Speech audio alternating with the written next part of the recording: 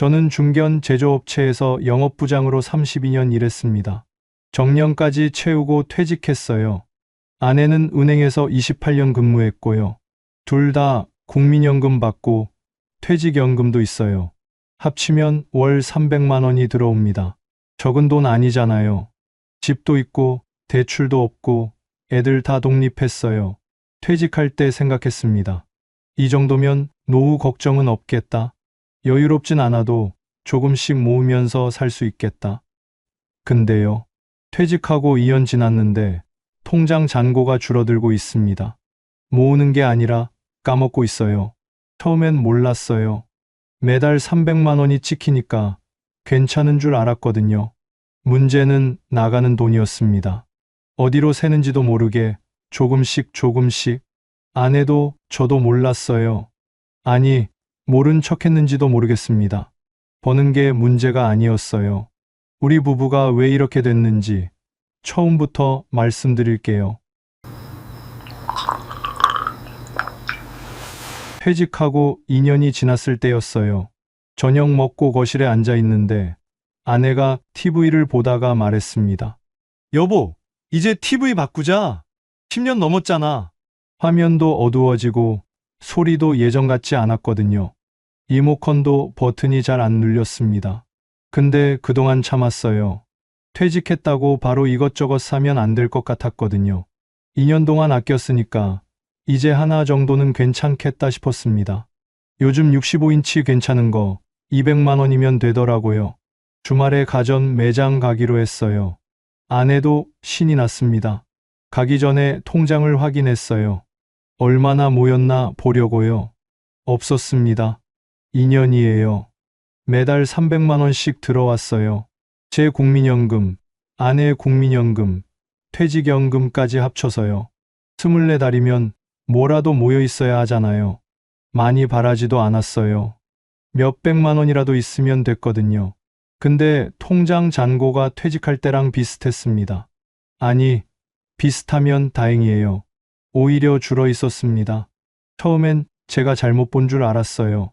눈이 침침해서 그런가 싶었습니다. 핸드폰 글씨를 크게 해놓고 다시 봤어요. 맞았습니다. 손이 떨리더라고요. 아내한테 보여줬습니다. 아내도 한참 들여다봤어요. 이상하다. 우리 뭐 큰 거 썼었나? 생각해봤습니다. 차 바꾼 것도 아니에요. 해외여행 간 것도 아니고요. 큰 병원비 나간 것도 아니었습니다. 애들한테 목돈 보낸 적도 없었어요. 퇴직하고 처음 몇 달은 정말 좋았거든요. 32년 동안 아침마다 출근하다가 이제 안 해도 된다는 게 꿈만 같았어요. 알람 없이 눈 떠지면 일어나고 눈치 볼 사람도 없었습니다. 아내는 저보다 1년 먼저 퇴직한 상태였고요. 둘이 늦잠 자고 늦은 아침 같이 먹었습니다. 오후엔 산책도 하고 마트도 같이 갔어요. 이게 노후구나 싶었습니다. 연금 들어오면 외식도 하고 필요한 것도 샀어요. 근데 사치하진 않았습니다. 비싼 거 안 먹었어요. 옷도 거의 안 샀고 골프도 안 쳤어요. 그냥 평범하게 살았습니다. 근데 왜 돈이 없는 거예요? TV는 그날 안 샀습니다. 가전 매장 안 가고 집에 앉았어요. 거실 탁자 위에 통장을 펴놓고 1년치 내역을 훑었습니다. 들어오는 건 똑같았어요. 매달 25일 300만 원. 문제는 나가는 쪽이었습니다. 자동이체가 줄줄이 있었어요. 보험, 모임 회비, 이름 모를 구독료. 하나하나는 작았습니다. 3만 원, 5만 원, 7만 원. 대수롭지 않은 금액들이었어요. 근데 그게 10개가 넘었습니다. 제가 물었습니다. 이거 다 뭐야? 아내가 고개를 저었어요. 나도 몰라. 이렇게 많았어? 우리 둘 다 몰랐습니다. 매달 이렇게 빠져나가는 줄. 통장에 찍히는데 왜 몰랐을까요? 들어오는 것만 봤던 거예요. 나가는 건 안 본 겁니다. 그날 밤 잠이 안 왔습니다. 300만 원이 들어오는데 왜 모자라지? 아내도 안 자고 있었어요. 서로 말은 안 했지만 같은 생각하고 있었을 겁니다. 200만 원짜리 TV 하나 사려다가요. 우리 부부 현실을 봤습니다. 알고 보니 문제는 한두 가지가 아니었습니다. 통장 내역에서 제일 먼저 눈에 들어온 게 보험이었어요. 자동이체로 빠져나가는 항목을 세어봤습니다. 보험이 10개였어요. 잠깐, 10개? 저도 놀랐습니다. 분명히 8개였거든요. 실비보험은 기본이잖아요. 저 하나, 아내 하나. 요즘 세상에 실비 없으면 불안하니까요. 종신보험도 젊을 때 들어놓은 거 각자 있었고요. 암보험도 하나씩 있었습니다. 아내는 연금보험도 있었어요. 거기에 아내가 친구한테 들어준 거 하나. 그렇게 해서 8개. 이건 제가 알고 있었습니다. 근데 10개였어요. 2개가 더 있었습니다. 언제 이렇게 늘어난 거지? 아내한테 물었습니다. 이거 뭐야? 나 처음 보는 건데. 아내가 잠깐 뜸을 들이더니 말했어요. 그거 은주한테 또 들었어. 은주요. 아내 고등학교 동창이에요. 보험 일한 지 꽤 됐습니다. 예전에 아내가 하나 들어준 거 알고 있었어요. 그건 8개 안에 있었거든요. 근데 또 들었다고요? 아내가 말했습니다. 작년에 연락 왔거든. 좋은 거 나왔다고. 이건 진짜 좋은 거래. 보장도 넓고 나중에 도움 된다고. 친구가 그렇게 권하는데 안 들을 수가 없었어. 아내의 말로는 은주가 직접 집까지 왔대요. 서류 들고 와서 설명해주고 커피도 마시면서 수다 떨다가 사인했다더라고요. 옛날 친구가 이렇게까지 하는데 어떻게 거절해 그랬어요. 저는 할 말이 없었습니다. 왜냐면요. 저도 하나 들어줬거든요.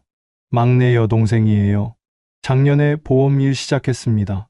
어느 날 전화가 왔어요. 오빠, 나 이번에 보험 시작했거든. 첫 달이라 실적이 필요해. 하나만 들어줘. 목소리가 조심스럽더라고요. 부탁하는 게 미안한 것 같았어요. 그게 더 마음이 쓰였습니다. 가족이잖아요. 안 들어줄 수가 없었어요. 월 5만 원이라고 했습니다. 그 정도야 뭐 생각했어요. 동생이 힘들다는데 5만 원 아까워하면 되겠어요. 막상 해보니까요. 그 5만 원이 문제였습니다. 아내가 물었어요. 그래서 그거 뭔 보험인데? 제가 대답했습니다. 암보험. 아내의 얼굴이 굳었어요. 나도 암보험인데 예전 암보험 서류를 꺼내서 비교해봤습니다. 둘이 나란히 앉아서 하나하나 읽었어요. 보장 내용이 거의 비슷했습니다. 우리 부부 원래 암보험이 각자 있었거든요. 거기에 또 들어준 거예요. 완전 중복이었습니다. 그제야 보험료를 다 계산해봤어요. 계산기 두드리면서 숫자를 적었습니다. 10개 합쳐서 월 60만 원이었어요. 60만 원이요. 300만 원 들어오는데 보험료만 60만 원이에요. 연금의 5분의 1이 보험료로 나가고 있었던 거예요. 1년이면 720만 원입니다. 2년이면 거의 1,500만 원 가까이 나간 거예요. TV 200만 원 아껴봤자 의미가 없는 금액이었습니다. 아내가 한숨을 쉬었습니다. 이걸 왜 이제야 봤을까? 할 말이 없었어요. 둘 다 거절을 못한 거예요. 친구가 좋다고 하니까, 가족이 부탁하니까, 얼마 안 되는데 뭘 그렇게 생각한 거죠. 그리고 서로한테 말을 안 했어요. 저는 아내한테 안 말했고, 아내도 저한테 안 말했습니다. 굳이 말할 것도 아닌 것 같았거든요. 각자 이 정도쯤이야 했던 거예요. 근데 그게 둘 다였던 겁니다. 혹시 이런 분 계세요? 지인 부탁으로 보험 들어주신 분. 월 5만 원이야. 부담 안 돼. 이 말 듣고 사인하신 분. 그거 지금도 빠져나가고 있을 거예요. 저희처럼요. 여기서 끝이 아니었습니다. 보험만 문제가 아니었어요. 통장을 더 내려봤습니다. 빠져나가는 게 또 있었어요.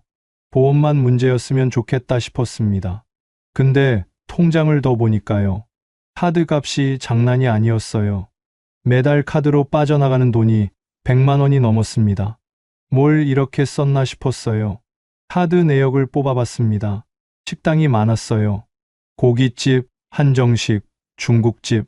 혼자 먹은 게 아니었습니다. 그제야 생각났어요. 다 제가 쏜 거였습니다. 퇴직하고 나서 후배들을 자주 만났어요. 회사 다닐 때 같이 일했던 후배들이요. 한 달에 두세 번은 연락이 왔습니다. 부장님, 밥 한 번 먹어요. 선배님, 오랜만에 뵙고 싶어요. 반가웠어요. 퇴직하면 사람들이 안 찾을 줄 알았거든요. 근데 연락이 오니까 기분이 좋았습니다. 만나면 당연히 제가 냈어요. 후배들이잖아요. 제가 낼게요. 그러면 됐어. 내가 쏠게 했습니다. 습관이었어요. 회사 다닐 때도 늘 그랬거든요. 선배가 내는 거 당연한 거 아닙니까? 문제는 퇴직했는데도 그걸 계속했다는 거예요. 한 번 만나면 10만 원은 나갔습니다. 고기에 술 한잔 하면 15만 원도 넘었어요. 한 달에 3번이면 40만 원이에요. 1년이면 거의 500만 원입니다. 아내는 몰랐어요. 후배들 만나고 왔어. 그러면 그래, 좋았겠네 하고 끝이었거든요. 얼마 썼는지는 안 물었습니다. 저도 굳이 말 안 했고요. 근데 카드 내역에 다 찍혀 있었어요. 아내가 그걸 보더니 말했습니다. 이게 다 뭐야? 설명할 수가 없었어요. 후배들 밥 사줬다고 하기엔 금액이 너무 컸거든요. 생각해보니까 후배들만 만난 게 아니었어요.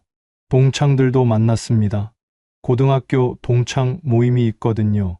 2달에 한 번씩 모였어요. 거기서도 가끔 제가 쐈습니다. 오늘 내가 쏠게, 다들 고생했어. 그 한마디가 좋았어요. 대접받는 것보다 대접하는 게 기분이 좋았거든요. 체면이었습니다. 퇴직해도 쪼들리는 모습 보이기 싫었어요. 쟤 퇴직하더니 달라졌네 소리 듣기 싫었습니다. 그래서 더 쐈어요. 없는 척 못했습니다. 손주한테도 그랬어요. 손주가 올 때마다 용돈을 줬거든요. 할아버지가 사줄게 이 말을 달고 살았습니다. 마트 가면 과자 사주고, 밖에 나가면 아이스크림 사주고, 용돈도 줬어요. 한 번 오면 5만 원, 10만 원씩. 아내도 마찬가지였습니다. 손주 보면 지갑을 열었어요. 할머니가 맛있는 거 사줄게. 우리 둘 다 그랬습니다. 손주한테 쓰는 건 아깝지 않았어요. 근데 그것도 쌓이니까 돈이었습니다. 카드값을 정리해 보니까요. 외식비, 모임비, 손주 용돈, 이것만 합쳐도 한 달에 50만 원은 나갔어요. 어떤 달은 70만 원도 넘었습니다. 보험 60만 원에 이것까지 더하면요. 130만 원이에요. 300만 원 중에 130만 원이 이렇게 나간 거예요. 절반 가까이가 새고 있었던 겁니다. 솔직히 포기하고 싶었습니다. 이걸 어떻게 줄여? 후배 만나서 나 돈 없어 그래야 해?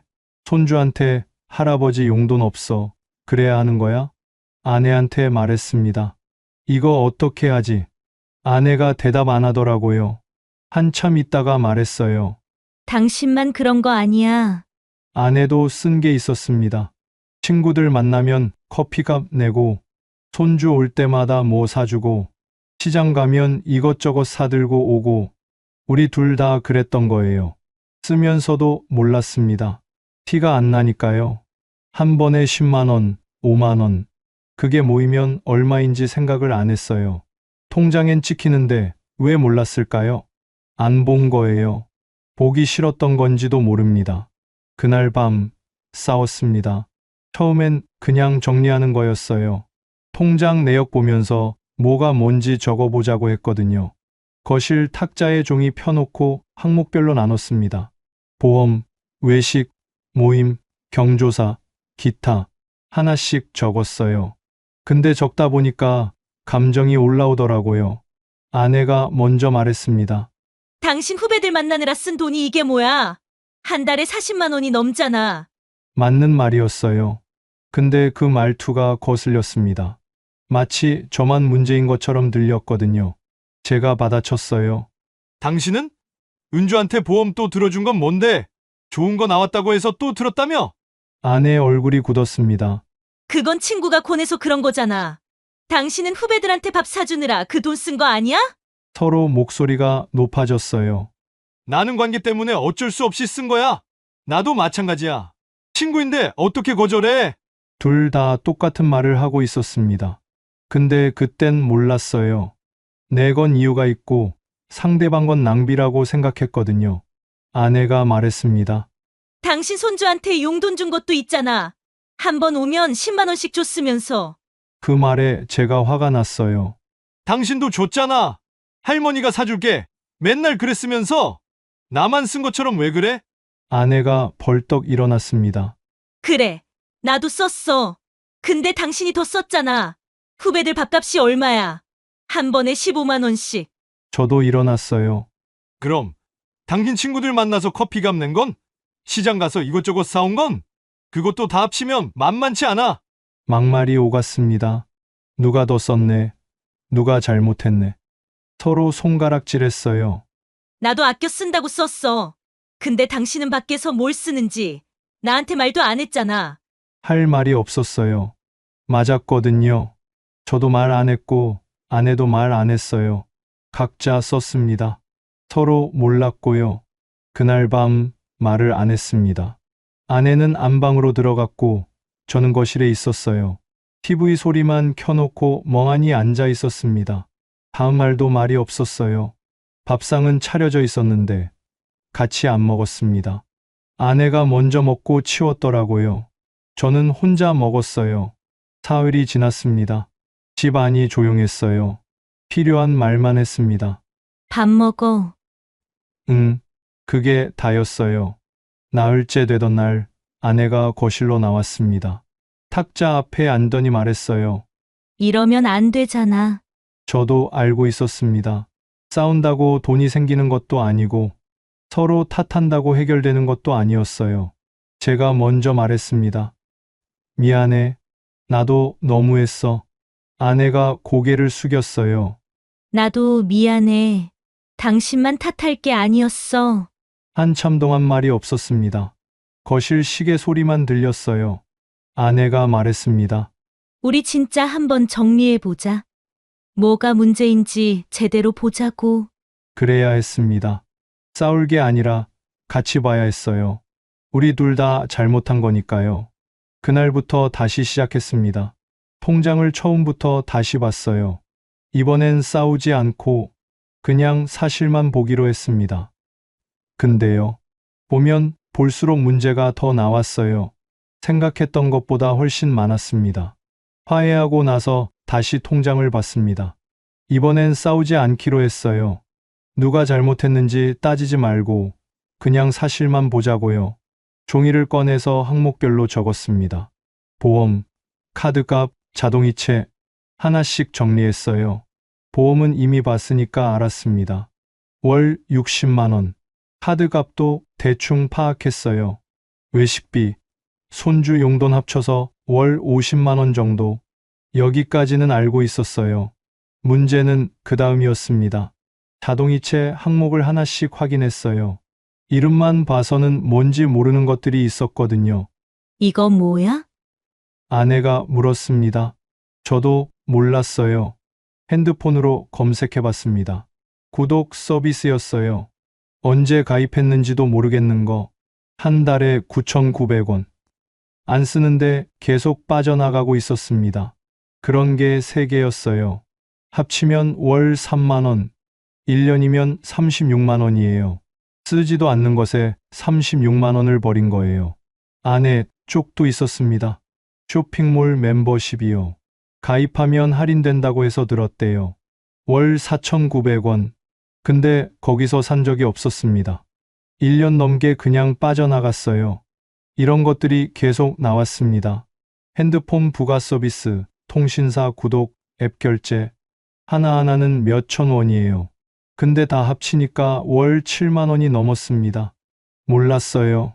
가입할 때는 뭐 이 정도쯤이야 했거든요. 근데 그게 쌓여 있었습니다. 경조사비도 문제였어요. 1년치 내역을 보니까 생각보다 많았습니다. 결혼식, 장례식, 돌잔치, 칠순, 이런 게 한 달에 한두 번은 있었어요. 한 번에 10만 원, 20만 원, 많을 때는 30만 원도 냈습니다. 제가 물었어요. 이 사람 누구야? 아내가 대답했습니다. 은행 다닐 때 같이 일했던 분 아들. 솔직히 얼굴도 기억 안 나는 사람이었어요. 근데 청첩장이 오니까 안 갈 수가 없었대요. 같이 일했는데 어떻게 안 가 그랬다더라고요. 저도 마찬가지였습니다. 회사 후배, 부모님 칠순, 후배가 연락해서 오시면 좋겠습니다. 그러더라고요. 안 갈 수가 없었어요. 축의금 20만 원 냈습니다. 이런 게 1년에 몇 번씩 있었어요. 다 합치니까 연간 150만 원이 넘었습니다. 한 달로 치면 12만 원이에요. 모임비도 있었습니다. 저는 등산 모임이 있거든요. 한 달에 2번 갔어요. 회비가 월 3만 원이고 갈 때마다 밥값, 술값 따로 냈습니다. 한 번 가면 5만 원은 썼어요. 월 13만 원이에요. 아내는 성당 모임이 있었습니다. 월 2만 원 회비에 봉사활동비, 식사비, 합치면 월 7만 원 정도 나갔대요. 다 적어놓고 계산해 봤습니다. 보험 60만 원, 외식, 손주 용돈 50만 원, 구독료, 부가 서비스 7만 원, 경조사비 월 평균 12만 원, 모임비 20만 원, 합치면 149만 원이에요. 300만 원 중에 149만 원, 딱 절반이었습니다. 남는 151만 원으로 한 달을 살아야 했어요. 공과금, 관리비, 식비, 교통비, 병원비, 이걸 다 151만 원으로요. 될 리가 없었습니다. 아내가 계산기를 내려놓으면서 말했어요. 우리가 바보였어. 맞았어요. 들어오는 것만 보고 살았습니다. 300만 원이 들어오니까 괜찮은 줄 알았어요. 나가는 건 안 봤습니다. 보기 싫었던 거예요. 이제는 알았습니다. 문제가 뭔지. 근데요. 아는 것과 해결하는 건 다른 문제였어요. 문제가 뭔지는 알았습니다. 이제 줄이면 되는 거잖아요. 그렇게 생각했어요. 근데 막상 해보니까요. 쉽지 않았습니다. 제일 먼저 보험부터 손대기로 했어요. 월 60만 원이 나가고 있었으니까요. 중복되는 건 정리하자고 했습니다. 막내 여동생한테 들어준 안보험이요. 원래 있는 거랑 중복이었잖아요. 그거 해지하면 월 5만 원이 줄어요. 아내가 은주한테 들어준 것도요. 역시 안보험이고 중복이었습니다. 그것도 해지하면 5만 원, 둘 합쳐서 월 10만 원, 1년이면 120만 원이에요. 근데요. 전화해보니까 쉽게 안 되더라고요. 보험회사에 전화했습니다. 해지하고 싶다고 했어요. 상담원이 말하더라고요. 지금 해지하시면 환급금이 거의 없으세요. 2년 더 유지하시면 해지 환급금이 올라갑니다. 정말 해지하시겠어요? 잠깐 멈췄습니다.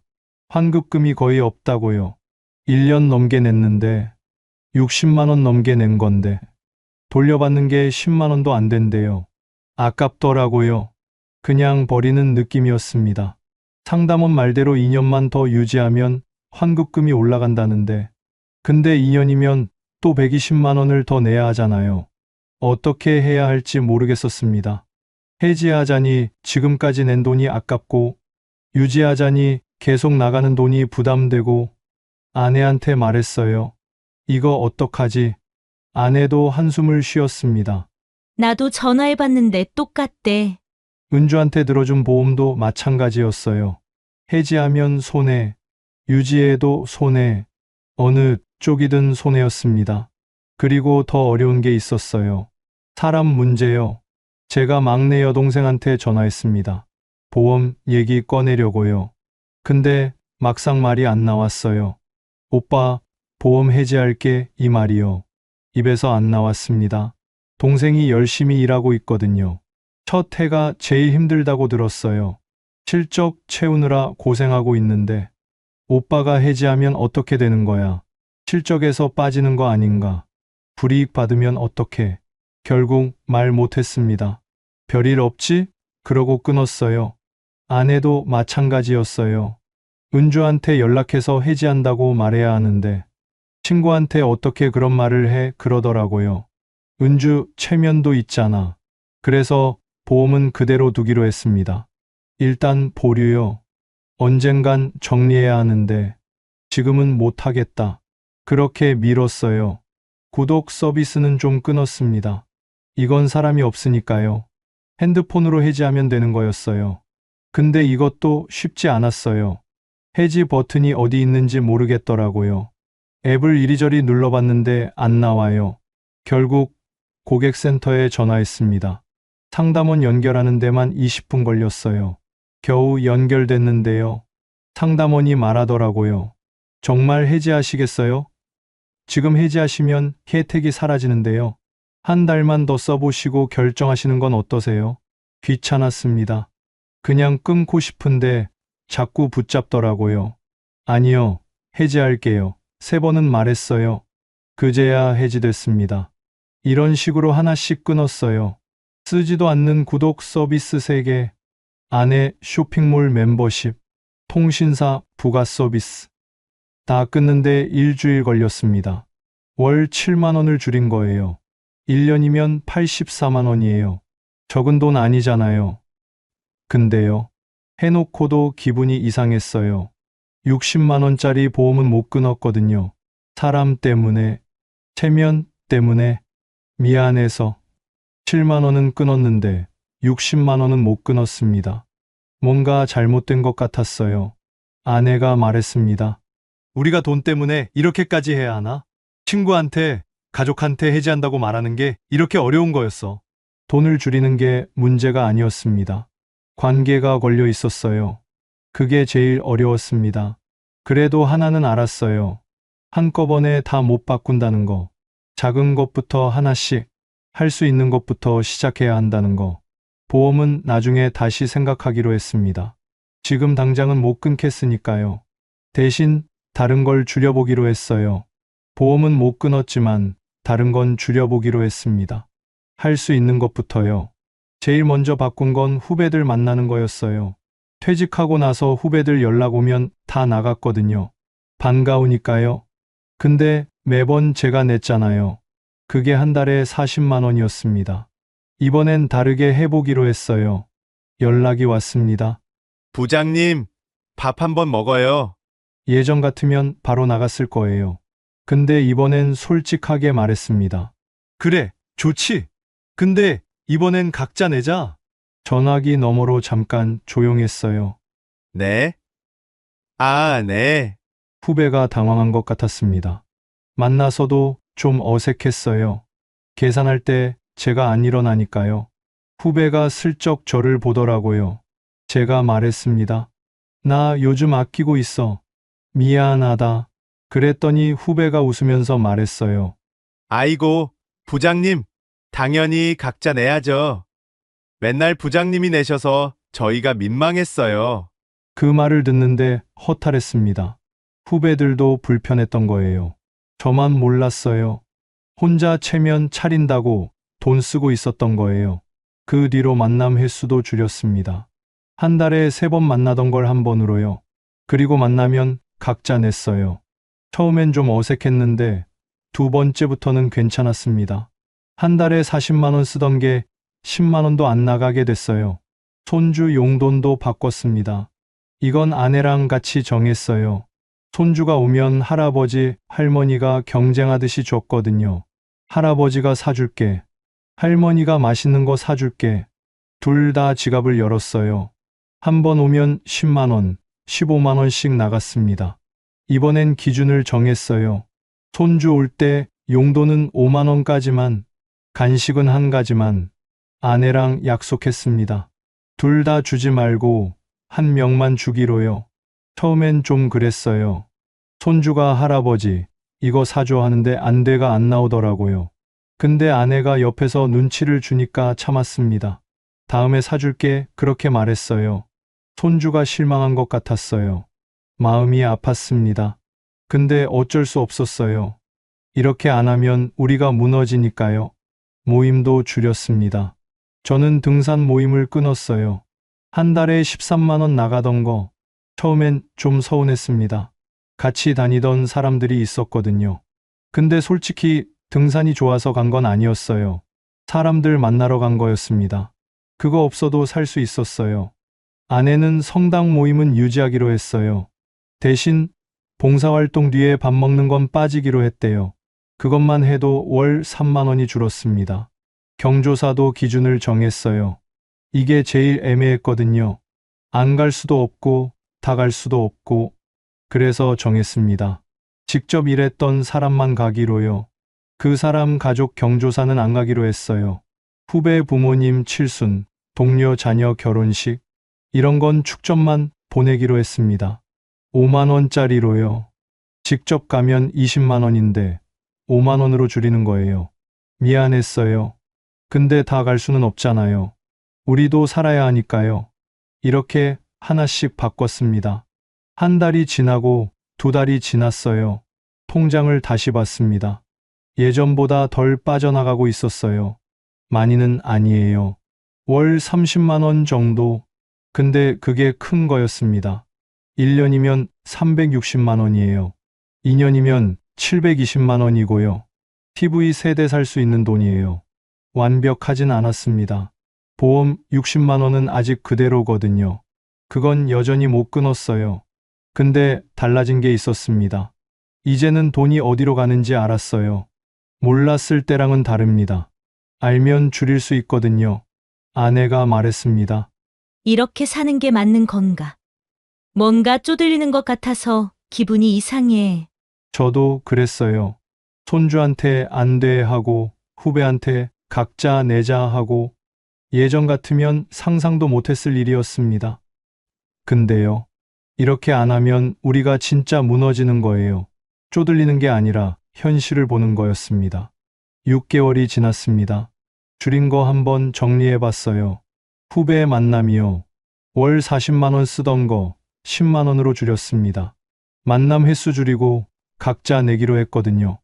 월 30만 원 줄인 거예요. 손주 용돈이요. 월 15만 원 쓰던 거 5만 원으로 줄였습니다.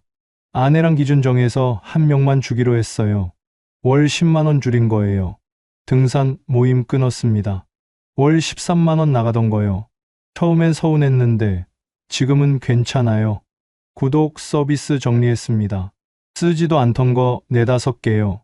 월 7만 원 줄인 거예요. 경조사 기준 세웠습니다. 같이 일했던 사람 본인 경조사만 가고 가족 경조사는 축전만 보내기로요. 월 7만 원 정도 줄인 거예요. 다 합치면 월 67만 원이에요. 6개월이면 400만 원입니다. 비상금 통장에 350만 원이 모였어요. 예전엔 이것조차 없었습니다. 모으는 게 아니라 까먹고 있었잖아요. 지금은 쌓이고 있어요. 그게 달라요. 완벽하진 않습니다. 보험 60만 원은 아직 그대로거든요. 막내 여동생한테, 아내 친구한테 말 못했어요. 언젠간 해야 하는데 아직은 못하겠습니다. 그래도 달라진 게 있어요. 예전엔 통장을 안 봤거든요. 연금 들어오면 괜찮겠거니 했습니다. 300만 원이 찍히면 그걸로 끝이었어요. 나가는 건 신경 안 썼습니다. 지금은 매달 1일에 통장을 봐요. 아내랑 같이요. 거실 탁자에 앉아서 지난달에 뭘 썼는지 확인합니다. 처음엔 귀찮았어요. 이걸 꼭 해야 해? 그랬거든요. 근데 지금은 습관이 됐습니다. 보면 보여요. 어디서 샜는지, 뭘 줄일 수 있는지. 아내가 가계부를 쓰기 시작했어요. 핸드폰 앱으로요. 뭐 사면 바로바로 적습니다. 저도 카드 쓰면 아내한테 말해요. 오늘 5만 원 썼어. 예전엔 이런 거 안 했거든요. 각자 쓰고 서로 몰랐습니다. 지금은 공유해요. 그게 제일 큰 변화였습니다. 통장도 나눴어요. 예전엔 하나였거든요. 연금 들어오는 통장에서 다 썼습니다. 보험도 빠지고, 카드값도 빠지고, 생활비도 빠지고, 뭐가 뭔지 모르게 섞여 있었어요. 지금은 3개로 나눴습니다. 연금 통장, 생활비 통장, 비상금 통장. 연금 들어오면 바로 나눠요. 생활비 통장에 150만 원 넣고, 보험료, 공과금 빠지는 건 원래 통장에 두고, 남는 건 비상금 통장에 넣습니다. 이렇게 하니까 얼마 쓸 수 있는지 눈에 보여요. 후회도 있습니다. 왜 진작 안 봤을까? 퇴직하고 바로 정리했으면 좋았을 텐데. 2년 동안 새 나간 돈 생각하면 아깝습니다. 근데 지금이라도 알아서 다행이에요. 더 늦었으면 진짜 큰일 날 뻔했습니다. 5년, 10년 뒤에 알았으면 어떻게 됐겠어요. 상상하기 싫습니다. 300만 원이 적은 돈이 아니거든요. 근데 왜 모자랐을까? 답은 간단했어요. 들어오는 건 알았는데 나가는 건 몰랐습니다. 그게 다였어요.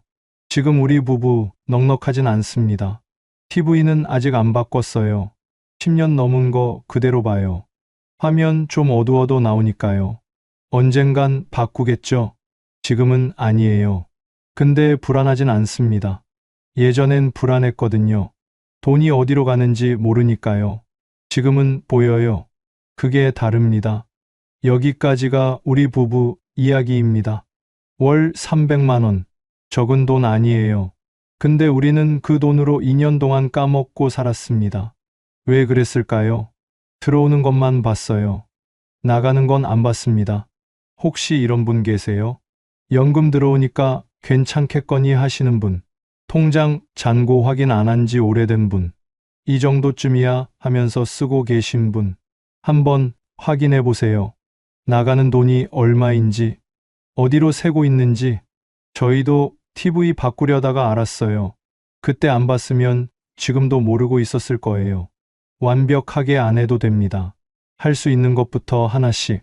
그게 쌓이면 달라져요. 오늘 이야기가 도움이 되셨다면요. 주변 분들께 공유해 주시고요. 구독 한번 눌러주시면 감사하겠습니다. 긴 이야기 들어주셔서 감사합니다. 70세가 넘으면 모든 게 달라집니다. 돈을 버는 게 아니라 돈이 나가는 시기가 되죠. 그런데 이상하죠. 비슷한 형편이었는데 어떤 사람은 평안하게 살고 어떤 사람은 하루아침에 무너집니다. 무엇이 그 차이를 만들었을까요? 오늘은 70세 이후 사람들의 현실 속에서 그 이유를 하나씩 이야기해 보려 합니다. 첫 번째는 사기였습니다. 70세가 넘으면 돈보다 더 무서운 게 사람의 말입니다. 세상을 오래 살아왔지만 이상하게도 나이가 들수록 말 한마디가 더 깊이 파고듭니다. 그 말이 친절하면 마음이 열리고 그 말이 다급하면 손이 먼저 움직입니다. 요즘 세상은 사람의 마음을 읽는데 너무 능숙합니다. 컴퓨터보다 빠르고 뉴스보다 정확하게 사람의 불안을 찾아냅니다. 그 불안을 파고들어 돈을 빼앗는 게 이 시대의 새로운 범죄입니다. 전화 한 통으로 모든 게 시작됩니다. 고객님, 이상 거래가 감지됐습니다. 지금 바로 조치하지 않으면 계좌가 정지됩니다. 목소리는 부드럽고 단어 하나 틀리지 않을 만큼 정확합니다. 어르신들은 그 목소리에 안도와 공포가 동시에 섞인다고 말합니다. 순간 머릿속은 하얘지고 이걸 지금 바로 해결해야 한다는 생각만 남습니다. 손끝이 떨리는데도 계좌번호를 묻는 상대의 말이 너무 자연스럽습니다. 이제는 실제 은행원조차 그 사기꾼보다 말투가 덜 믿음직스럽다고들 하죠. 사기를 당한 사람들은 대부분 이렇게 말합니다. 탐욕이 아니라 불안이었어요. 돈을 잃을까봐, 신용이 망가질까봐, 가족에게 피해가 갈까봐. 그 두려움이 판단을 가려버립니다. 하지만 사기의 무서움은 돈을 잃는데 그치지 않습니다. 그 이후의 삶이 완전히 바뀌어 버립니다. 전화벨이 울리면 심장이 두근거리고 은행 창구 앞에서도 손이 떨립니다. 아무리 친절한 안내를 들어도 이번엔 진짜일까? 라는 의심이 먼저 듭니다. 노년의 사기 피해는 단순한 재산 손실이 아닙니다. 평생 쌓아온 세상에 대한 신뢰가 무너지는 일입니다. 그래서 돈보다 마음이 더 오래 상처로 남습니다. 이런 피해를 겪은 이들은 생활 습관부터 바꿉니다. 모르는 번호는 절대 받지 않고 계좌는 2개로 나누어 한쪽은 이체 한도를 낮춥니다. 통장 대신 현금을 봉투에 나눠 넣어두고 돈의 흐름을 눈으로 확인하려 합니다. 그 작은 습관들은 단지 돈을 지키는 방법이 아니라 내 삶을 다시 통제하는 연습이기도 합니다. 사기를 당한 사람은 다시 세상을 배우는 셈입니다. 어떤 목소리를 믿어야 하고 어떤 말에 흔들리지 않아야 하는가. 70세 이후의 돈은 단순히 쓰기 위한 게 아닙니다. 그건 나를 지키기 위한 장치이고 마음의 안정장치입니다. 돈은 다시 벌 수 있지만 믿음은 한번 무너지면 회복하기 어렵습니다. 그걸 지키기 위해 요즘 많은 노인들이 말합니다. 은행보다 사람보다 이젠 내 손이 제일 믿음직스럽다. 사기꾼들은 사람의 욕심을 노린다지만 노년의 사기는 다릅니다. 그들은 사람의 외로움을 노립니다. 자식의 전화가 반가운 나이, 낯선 번호 하나에도 따뜻한 목소리를 기대하는 나이. 그 틈에 사기는 들어옵니다. 그래서 진짜 노후의 돈 관리란 금액을 불리는 게 아니라 마음을 다스리는 일입니다. 두려움에 흔들리지 않고 내가 지킬 수 있는 만큼만 움직이는 것. 그게 사기를 막는 첫걸음이자 내 노후를 지키는 마지막 방어선입니다. 두 번째는 자녀의 결혼입니다. 부모에게 결혼은 축복이자 부담입니다. 70세가 넘은 나이에 맞는 결혼은 기쁨보다 계산이 먼저 떠오르는 행사입니다. 요즘은 간소하게 한대요. 식장은 작은 데로 하고 밥만 하면 돼요. 자녀는 그렇게 말했지만 현실은 늘 그보다 훨씬 복잡했습니다. 식장 예약금, 예물, 예단, 드레스, 사진, 신혼여행. 작게 한다 해도 들어가는 돈은 크고 하객수가 줄어도 체면은 남아야 했습니다. 그렇게 자잘한 돈들이 쌓이고 쌓여 어느새 1,000만 원이 훌쩍 넘었습니다. 통장 잔액을 보며 계산기를 두드려도 결국 마음이 앞섭니다. 이 돈으로 아들, 딸이 행복하다면 괜찮지. 하지만 결혼식이 끝나면 통장은 텅 비고 안도의 한숨 대신 허전함이 남습니다. 그날 식장 한쪽에서 하객들과 웃으며 인사하는 부모의 얼굴은 환했지만 그 마음속은 조용히 흔들리고 있었습니다. 이 돈 다시 모을 수 있을까? 내 노후는 이제 괜찮을까? 누군가에게는 작은 돈이라지만 노년의 1,000만 원은 평생의 노력입니다. 그건 단순한 지출이 아니라 삶의 버팀목이 흔들리는 일입니다. 결혼은 자녀의 시작이지만 부모에겐 또 다른 책임의 시작이기도 합니다. 식이 끝나면 신혼집 계약, 혼수, 보증금 이야기가 따라옵니다. 급하게는 안 줄게요. 그 말 한마디에 부모는 다시 통장을 들여다봅니다. 결혼식 준비 과정에서 가장 많이 듣는 말은 괜찮아요, 부모님. 입니다. 하지만 그 괜찮아요라는 말은 대부분 자녀의 안심을 위한 말이지 부모의 형편을 묻는 말은 아닙니다. 누구도 그 돈 괜찮으세요? 묻지 않습니다. 결혼은 축하받는 자리이지 걱정이 드러나선 안 되는 자리이기 때문이죠. 결혼식이 끝난 저녁 조용한 집으로 돌아와 식탁 앞에 앉은 부모는 한참을 말이 없습니다. 웃음소리와 음악이 머릿속에 맴돌고 손에는 신혼여행 떠난 자녀의 사진이 남았습니다. 그 사진 속 밝은 미소를 보며 그래, 잘 보냈다 하면서도 어딘가 모르게 가슴이 허전합니다. 누구나 자식을 위해 아끼지 않습니다. 하지만 노후의 돈은 단순한 돈이 아닙니다. 그건 살아갈 시간입니다. 그 시간이 줄어든다는 건 단지 돈이 나간 게 아니라 내 삶의 여유가 사라진다는 뜻입니다. 그래서 어떤 어른은 말합니다. 결혼식은 하루지만 그날 쓴 돈은 남은 생에 영향을 준다. 결혼은 인생의 큰 기쁨이지만 70세 이후의 부모에게는 그만큼 큰 결단이 필요한 일이 되었습니다.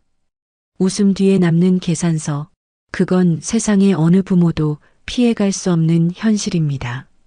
결혼은 자녀에게 시작이지만 부모에게는 또 다른 노후의 분기점입니다.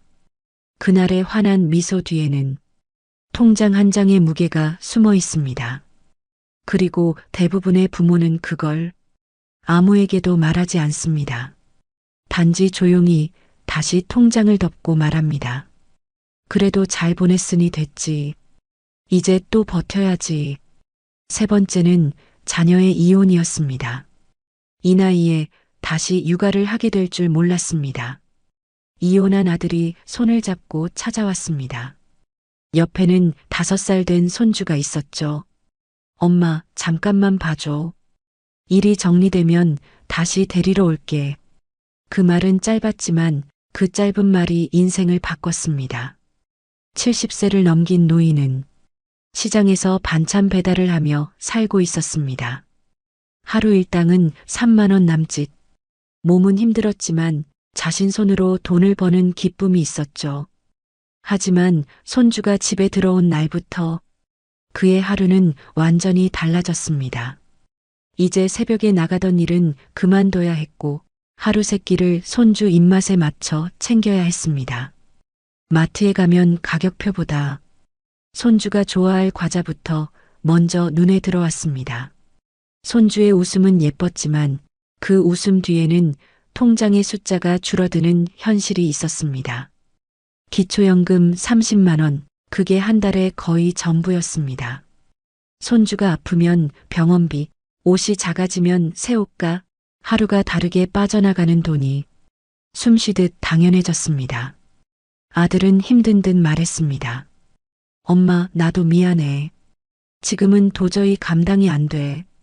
그 말이 싫지 않았습니다. 그저 안쓰러웠습니다. 하지만 마음 한구석은 조용히 무너졌습니다. 이 나이에 또 아이를 키우는 게 맞을까? 그녀는 새벽에 잠에서 깨 작은 방에 누운 손주를 봅니다. 손이 작고 숨소리가 고릅니다. 그 모습을 보고 있으면 속이 미어지면서도 마음이 따뜻해집니다. 그래도 이 아이 덕분에 내가 버틴다. 그렇게 스스로를 다독입니다. 하지만 몸은 정직합니다. 허리는 자주 쑤시고 무릎은 계단 한 칸마다 비명을 냅니다. 약국에서 파스 한 장 붙이면서 그녀는 속으로 중얼거립니다. 이 아이 초등학교만 가도 좋겠다. 시간이 지나면서 생활은 조금씩 더 팍팍해졌습니다. 전기요금 고지서가 올 때마다 손주가 TV를 오래 봤던 게 떠올랐습니다. 그럴 때면 괜히 미안해졌습니다. 이런 마음을 아이에게 보이면 안 되는데 그래도 손주는 웃습니다. 할머니, 나 내일 유치원에서 발표해. 그 말에 모든 근심이 잠시 멎습니다. 하루의 피로가 그 한마디에 녹아내립니다.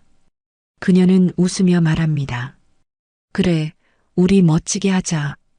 그녀는 알고 있습니다. 이 손주가 자라면 언젠가는 떠날 거라는 걸. 그때가 되면 아들도 다시 새 삶을 살겠죠. 하지만 자신은 그만큼의 시간을 잃게 됩니다. 손주의 웃음이 꺼진 밤, 가끔은 자신이 사라진 사람처럼 느껴집니다. 나는 언제부터 다시 내 삶을 살 수 있을까? 그녀는 저녁마다 작은 수첩을 펼칩니다. 마트 영수증, 병원비, 간식값. 매일 적어두지만 끝에 늘 같은 문장이 따라옵니다. 괜찮다. 그래도 오늘도 잘 버텼다. 노후의 빈곤은 돈이 없어서만 오는 게 아닙니다. 예상치 못한 책임이 찾아올 때 몸보다 마음이 먼저 무너지는 겁니다. 그래서 그녀는 말합니다. 돈이 힘든 게 아니라 다시 시작해야 하는 게 힘들어요. 이 나이에 다시 누군가를 키운다는 건 기쁨과 고통이 한 몸인 일입니다. 아이의 웃음은 위로가 되지만 그 웃음을 지키려면 자신의 노후가 조금씩 사라져갑니다. 그녀는 오늘도 손주를 재운 뒤 작은 방 불을 끄고 앉습니다. 밖에서는 바람 소리가 들리고 벽에 걸린 사진 속엔 젊은 시절의 자신이 웃고 있습니다. 그녀는 조용히 그 사진을 바라보며 말합니다. 그래도 이 아이가 있어 다행이야. 그래서 나는 아직도 버틸 수 있어. 70세 이후의 삶은 누구나 다시 무언가를 책임질 수 있는 나이입니다. 문제는 돈이 아니라 그 책임을 감당할 체력과 마음, 그리고 여유입니다. 그 여유가 바로 이 나이에 가장 필요한 현금의 힘입니다. 네 번째는 재난이었습니다. 뉴스에서 늘 보던 일이었는데 그 일이 내 집에서 일어날 줄은 몰랐습니다. 그날도 비가 왔습니다. 하루 종일 쏟아지던 비가 밤이 되자 점점 굵어졌습니다.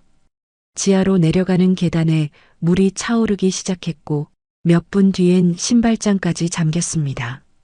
서랍 속에 넣어둔 통장, 도장, 현금 봉투까지 모두 물속으로 사라졌습니다.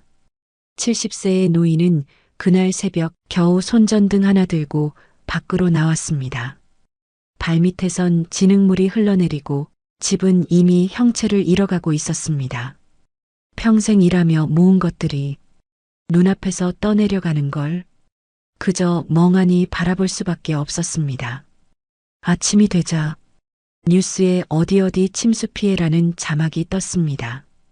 그 이름 속에 자신의 동네가 포함돼 있었습니다. 이웃 몇 명이 찾아와 말했습니다. 그래도 다치지 않으셔서 다행이에요. 그 말이 위로였지만 마음 한편은 허무했습니다. 그래, 몸은 멀쩡하지만 이제 어디로 가야 하지? 며칠 뒤 주민센터에서 임시 거주시설을 안내받았습니다. 이불 한 채, 옷 몇 벌을 들고 들어갔지만 마음은 여전히 집에 남아 있었습니다. 내 평생 모은 게 이렇게 하루아침에 사라질 줄이야. 재난은 사람의 마음을 바꿉니다. 그전엔 통장에 찍힌 숫자를 보며 안심했지만 이제는 현금이라는 단어의 의미가 달라졌습니다. 급할 때 쓸 수 있는 돈, 손에 닿는 돈이 진짜 내 돈이라는 걸 그제야 알게 됐습니다. 보험이 있었더라면 어땠을까? 하지만 노년의 보험은 늘 늦습니다. 갱신 시기를 놓쳤고 보장 내용은 젊을 때와 달랐습니다. 보상금은 생각보다 적고 복구비는 턱없이 많았습니다. 지금은 임대 아파트에 살고 있습니다.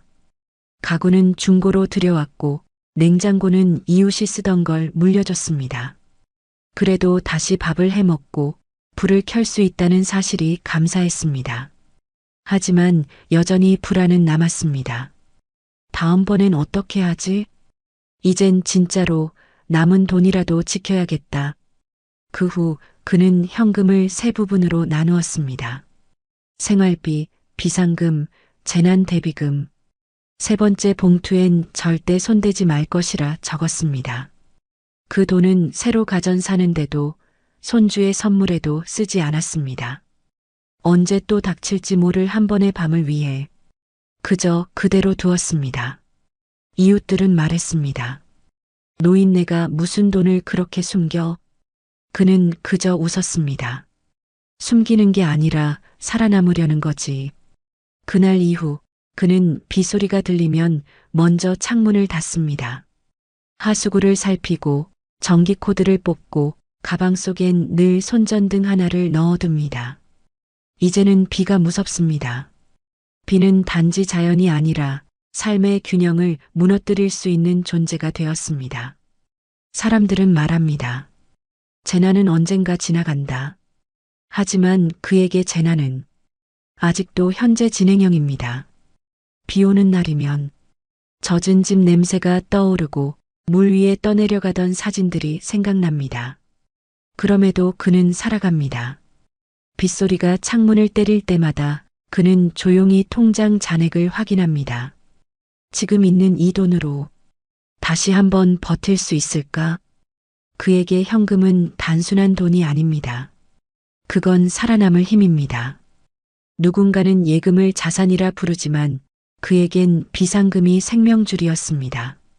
그 돈이 있어야 밥을 먹고 이불을 사고 다시 삶을 시작할 수 있었습니다. 홍수는 그에게서 많은 걸 빼앗아갔지만 한 가지를 남겨줬습니다. 돈의 진짜 의미. 그건 여유가 아니라 생존입니다. 그리고 그는 오늘도 말합니다. 이젠 통장보다 내 손에 쥔 현금이 더 믿음직하다. 언제 세상이 다시 흔들릴지 모르니까. 5번째는 마지막 순간의 이야기입니다. 사람은 누구나 언젠가 떠납니다. 하지만 준비된 사람과 그렇지 않은 사람의 마지막은 놀라울 만큼 다릅니다. 70세를 넘기면 몸이 먼저 변합니다. 혈압약, 당뇨약, 통증약이 식탁 위에 자리 잡고 병원은 일상이 됩니다. 하루 두세 번 약을 챙겨 먹는 게 이제는 자연스러운 습관이 되죠. 병원비는 생각보다 빠르게 늘어납니다. 보험이 있어도 본인 부담금이 적지 않고 입원이라도 하면 하루 20만 원이 훌쩍 넘어갑니다.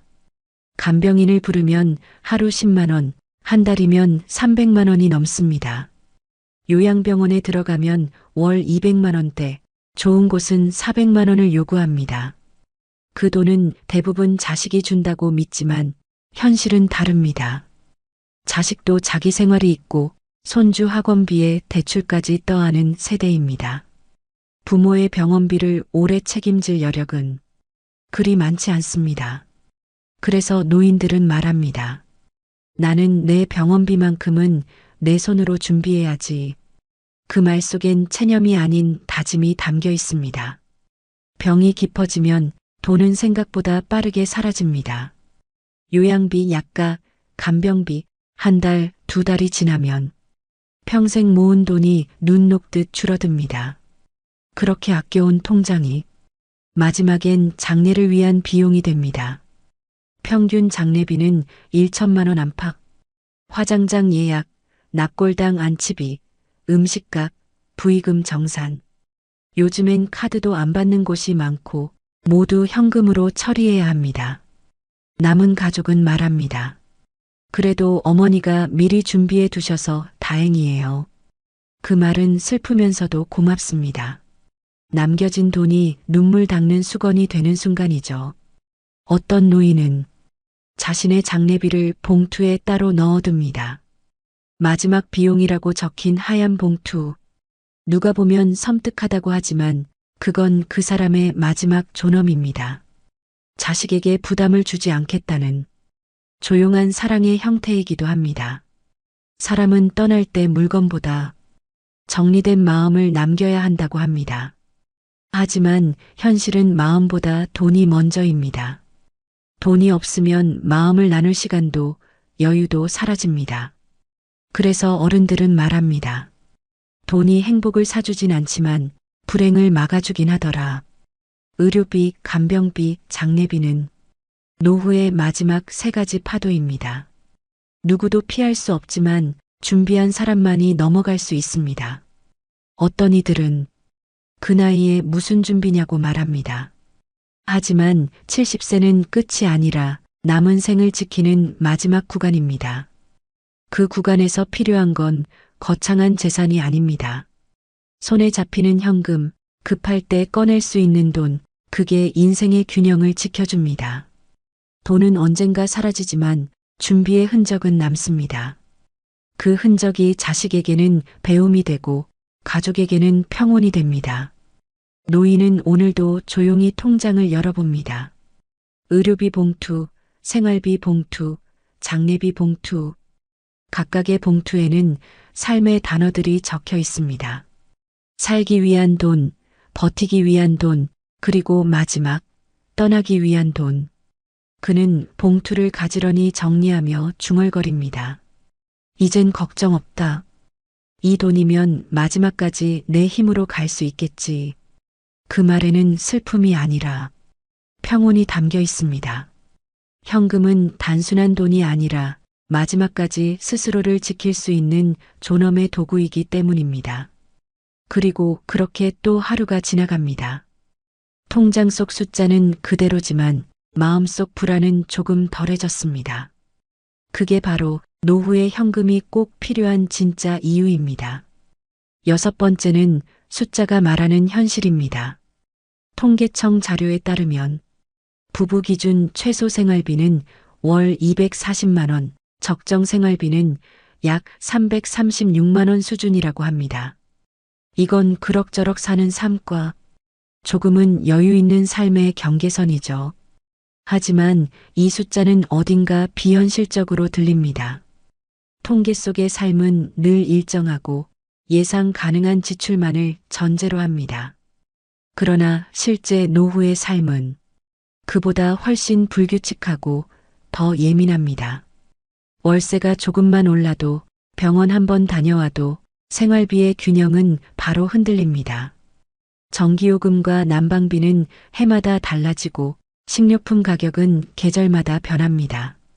오늘은 버틸만 했지만 내일은 불안해지는 게 노후의 일상입니다. 통계가 말하는 240만 원은 살아만 가는 비용입니다. 그 안에는 병원비도 손주에게 건네는 용돈도 갑작스러운 고장 수리비도 들어있지 않습니다. 즉, 현실은 언제나 숫자보다 큽니다. 노인들이 가장 자주 하는 말이 있습니다. 이번 달은 괜찮았는데 다음 달이 걱정이야. 이건 단순한 푸념이 아닙니다. 그만큼 돈의 흐름이 일정하지 않다는 뜻입니다. 한 달은 병원비, 한 달은 수도세, 그 다음 달은 손주 생일, 이렇게 돌발 지출이 반복되면 예산은 금세 무너집니다. 실제 통계에서도 60대 이상 가구의 3가구 중 1가구는 적자를 본다는 결과가 있습니다. 즉, 연금과 근로소득을 합쳐도 지출을 다 감당하지 못한다는 뜻이죠. 그래서 현금이 필요합니다. 예금이 아니라 급할 때 꺼낼 수 있는 실제 돈 말입니다. 통장은 마음의 거울입니다. 잔액이 안정적으로 유지될 때 사람은 마음이 편해집니다. 하지만 숫자가 줄어들면 마음의 여유도 함께 사라집니다. 그때부터는 돈의 크기보다 돈이 언제 빠져나갈까가 더 큰 두려움이 됩니다. 노후에 돈은 많고 적음이 문제가 아닙니다. 흐름이 멈추는 순간 삶의 리듬이 무너집니다. 그래서 노인들에게 필요한 건 돈을 더 버는 법이 아니라 돈을 오래 지키는 법입니다. 현금은 그 흐름의 완충제입니다. 연금이 며칠 늦게 들어와도 예상치 못한 병원비가 생겨도 지갑 속 현금이 있으면 당황하지 않습니다. 그 돈은 마음을 진정시키고 상황을 정리할 여유를 줍니다. 어떤 노인은 말합니다. 지금 가진 돈으로는 오래 못 버텨도 손에 쥔 현금이 있으면 마음이 덜 떨려. 이 말엔 진실이 있습니다. 노후의 불안은 숫자가 아니라 감정의 문제입니다. 그 감정을 붙잡아주는 게 바로 현금입니다. 통계는 숫자를 말하지만 삶은 그 사이의 빈틈에서 흔들립니다. 그 빈틈을 메워주는 게 바로 손에 잡히는 돈, 현금입니다. 그게 있을 때 사람은 덜 불안하고 하루가 조금 더 평온해집니다. 그래서 노후의 돈은 단순히 자산이 아닙니다. 그건 마음의 약이고 내일을 견디게 하는 진통제입니다. 은행의 숫자는 멀지만 내 손에 있는 현금은 가깝습니다. 그리고 노년의 평온은 그 가까운 돈에서 시작됩니다. 7번째는 준비의 기준입니다. 전문가들은 한 목소리로 말합니다. 노후의 비상금은 1,000만 원으로는 부족하다. 병원비, 간병비, 재난, 자녀의 일, 집수리나 예상치 못한 사건까지 감안하면 최소 3,000만 원, 가능하면 5,000만 원 정도의 현금은 따로 남겨둬야 한다고 조언합니다. 이건 여유자금이 아닙니다. 마지막 방어선이자 살아남기 위한 준비금입니다. 그 돈이 있으면 갑작스러운 병원비 앞에서도 당황하지 않습니다. 지붕이 새거나 수도가 터져도 누군가에게 빌리지 않아도 됩니다. 그게 노후의 진짜 자립입니다. 전문가들은 말합니다. 노후의 돈은 불어난 자산보다 당장 꺼낼 수 있는 현금이 중요하다. 연금은 매달 들어오지만 그 돈이 필요할 때 곧바로 나오지는 않습니다. 서류 절차, 송금 날짜, 가족 간 상해. 그 사이의 공백이 노년에게는 긴 불안으로 남습니다. 한 할머니는 말했습니다.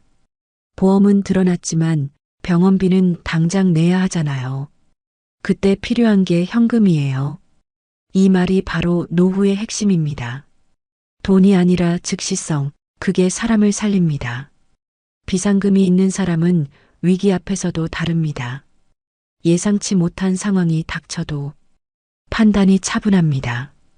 이 돈으로 당분간 버틸 수 있다는 확신이 사람의 표정을 바꾸고 목소리를 안정시킵니다.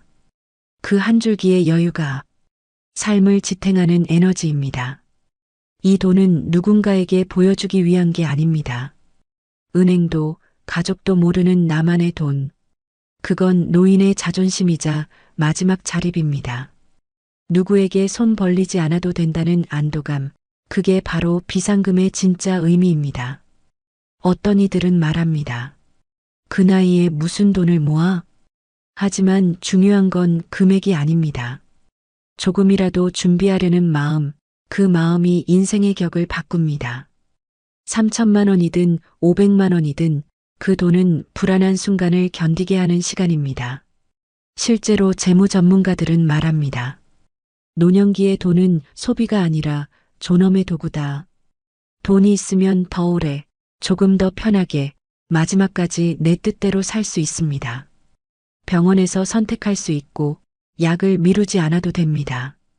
결국 현금은 선택의 자유를 지키는 수단입니다. 비상금은 미래의 보험이자 현재의 평온을 지키는 장치입니다.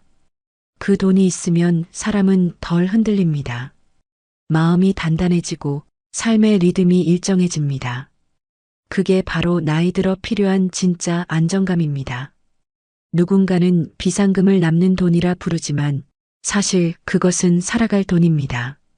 그 돈이 있으면 뜻밖의 병원비에도 자녀의 부탁에도 무너지지 않습니다.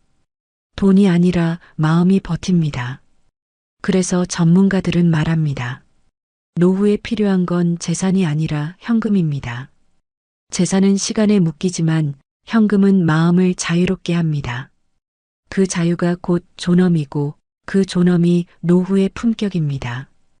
비상금은 사치가 아닙니다. 그건 스스로를 지키기 위한 최소한의 방패입니다.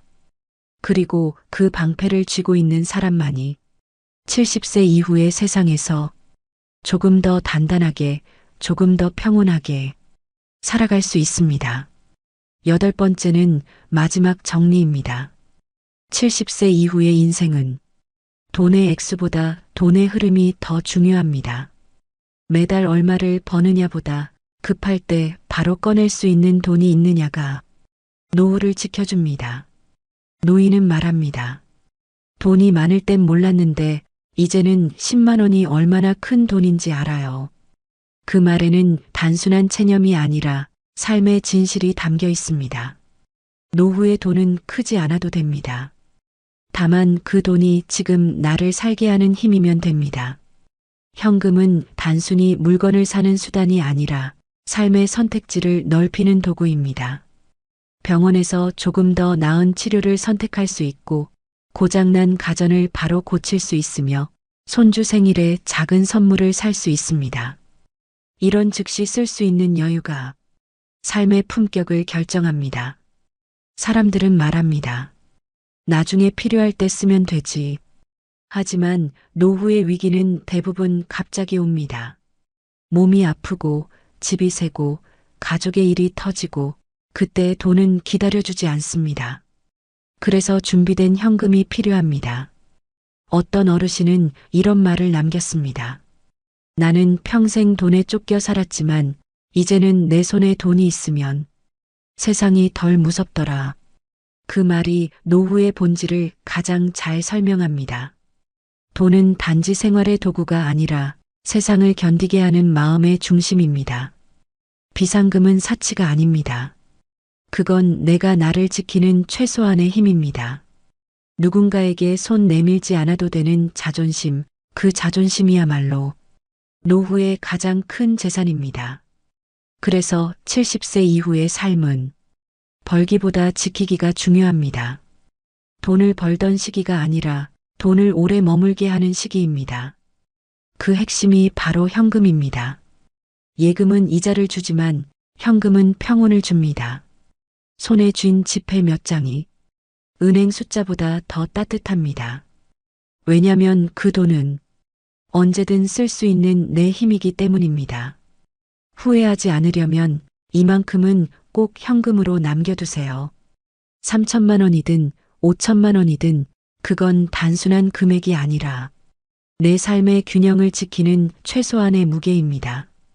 그 돈이 있으면 예상치 못한 날씨에도 갑작스러운 병원비에도 마음이 덜 흔들립니다. 돈이 불안의 이유가 아니라 안정의 근거가 됩니다. 노년의 평온은 거창한 부자에게 오지 않습니다. 한 달 생활비를 조용히 맞추고 비상금 봉투를 꼭 쥐고 사는 사람에게 옵니다. 오늘 하루가 평범하더라도 그 평범함을 지켜주는 건 바로 당신 손에 쥔 그 돈입니다. 그래서 마지막으로 이 말을 남깁니다. 70세 이후의 삶은 돈보다 마음이 중요하다. 하지만 그 마음을 지켜주는 건 결국 현금이다.